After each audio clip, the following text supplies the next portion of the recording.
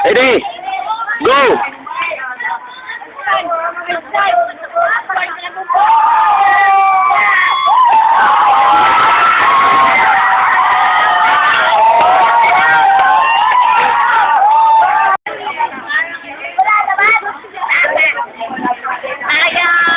Siya yung gumawa ng napakataas na lipad na rocket. Ano masabi mo sa invento mong water rocket? Napakataas na lipad.